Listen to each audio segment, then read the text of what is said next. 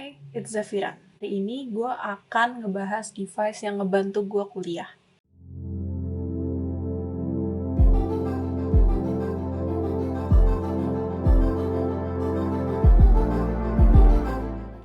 Ini adalah iPad mini 6 tahun 2021.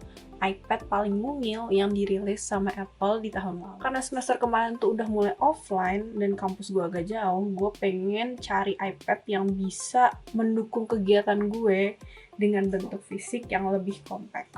Semoga ini ngebantu kalian yang lagi bingung buat milih iPad yang akan dipakai buat kuliah offline di semester depan.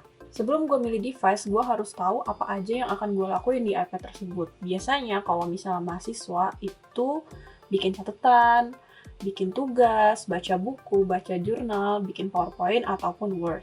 Dan sebagai tablet, gue pengen iPad ini tuh bisa gue pakai untuk entertainment, nonton Netflix, YouTube, atau bisa main game. Gue bukan gamer, dan gak banyak main game juga sebenarnya, tapi at least gue pengen iPad ini tuh bisa mulus kalau misalnya ngejalanin game yang lagi gue mainin. Saat ini laptop yang gue pakai adalah laptop HP Envy X360 tahun 2020 yang ukurannya tuh 13 inch dan juga udah touchscreen. Nah, laptop itu merupakan salah satu laptop yang ukurannya ini udah tipis dan juga udah kecil. Jadi gue pribadi tuh pengen device yang lebih kecil lagi dan lebih portable lagi daripada laptop itu. Gue tipe pengguna yang akan update device itu di atas 4 tahun. Jadi gue pengen iPad yang terjamin performanya dan awet seenggaknya selama 4 tahun. iPad mini ini punya chip A15 Bionic sama dengan iPhone 13 yang keluar di akhir 2021 kemarin, dan saat ini merupakan salah satu chip terkencangnya Apple selain M1 dan M2 ya. iPad ini itu diredesign dibandingkan generasi sebelumnya, jadi lebih mirip iPad Air tapi lebih kecil lagi ukurannya. Nah, 2 poin tadi itu cukup banget untuk memfasilitasi keinginan gue buat punya device yang kenceng dan juga future proof untuk 4 tahun ke depan.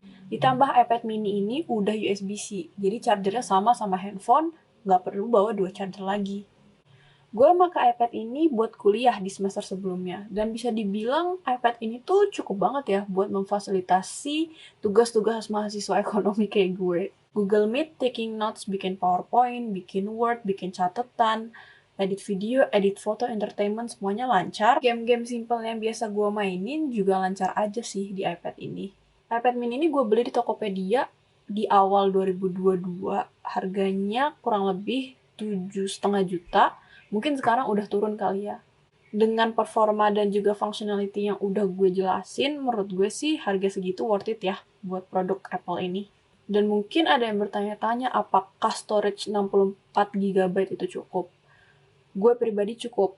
Kenapa? Karena kampus gue itu nyediain unlimited Google Drive. Jadi itu udah pinter-pinter kita aja nge-assign file-file mana yang mau disimpan di iPad dan yang mana yang mau masuk ke Google Drive. USB-C yang ada di iPad ini juga ngebantu gue buat transfer datanya dari iPad ke eksternal HDD atau SSD yang gue punya di rumah. Kampus gue juga udah kasih akses ke Microsoft Office, PowerPoint, Word, dan Excel. Di iPad ini tinggal di-download aja aplikasinya dan login akun kampus. Nah, mungkin ada yang bertanya-tanya nih, kenapa nggak beli iPad Air 5 yang M1 aja? Kan si chipsetnya lebih kenceng ya dibandingkan yang A15 Bionic itu. Jawabannya adalah ukurannya. Gue harus bilang ini alasan utama gue kenapa beli iPad mini. Ukurannya tuh bener-bener pas banget sama yang gue cari, lebih kecil dari laptop gue, tapi nggak kekecilan. Ini perbandingannya kalau sama laptop gue. Mungkin kalau iPad Air jatuhnya mirip gedenya sama laptop gue. Terus tangan gue ini tuh termasuk kecil, jadi iPad Air mungkin kurang portable. Kalau orang-orang tuh bisa ngegenggam si iPad mini tuh kayak ya udah nyaman banget. Nah, kalau gue tuh jari-jari gue agak harus effort gitu. Nah, iPad mini aja kayak gini, apalagi iPad Air. Ukuran layar iPad ini juga pas banget dijadiin second device di samping laptop gue.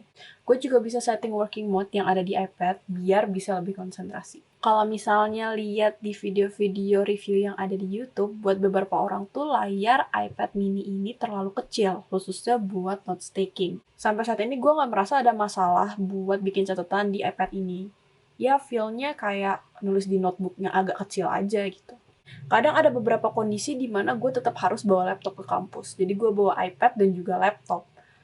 Nah, karena iPad mini itu kecil banget dan juga ringan banget, jadi kalau misalnya bawa iPad ini tuh kayak nggak ngerasa bawa iPad gitu. Jadi masih possible banget buat bawa dua-dua device-nya. Oke, itu beberapa alasan dan juga sharing gue terkait dengan iPad mini ini kalau dipakai untuk ke kampus.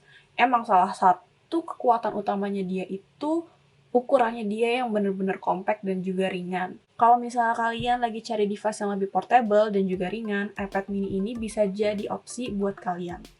Okay, thank you for watching this video. I hope to see you on my next video. Bye!